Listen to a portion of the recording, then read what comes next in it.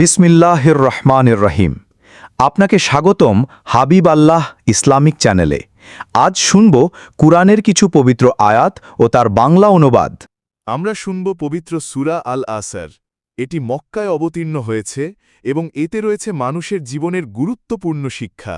والعصر إن الإنسان لفي خسر إلا الذين آمنوا وعملوا الصالحات وتواصوا بالحق وتواصوا بالصبر আল্লাহ তাআলা সময়ের কসম করেছেন, যা আমাদের জীবনের সবচেয়ে মূল্যবান সম্পদ। সময় একবার চলে গেলে আর ফিরে আসে না।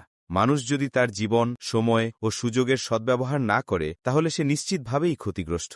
4টি গুণসম্পন্ন ব্যক্তি ক্ষতির বাইরে: ঈমান, আল্লাহ ও রাসূলের প্রতি বিশ্বাস, সৎকর্ম, নামাজ, রোজা, সদকা, ন্যায় কাজ, সত্যের উপদেশ, সঠিক দিক নির্দেশনা, হক কথা বলা, ধৈর্যের উপদেশ, কষ্ট বিপদে ধৈর্য ধরা এবং অন্যকে ধৈর্য ধরতে বলা। এই সূরাটি ছোট হলেও পুরো ইসলামিক জীবনের দিশা দেখায়। এটি বোঝায় ঈমান, আমল, সত্য ও ধৈর্য ছাড়া আমাদের জীবন ব্যর্থ।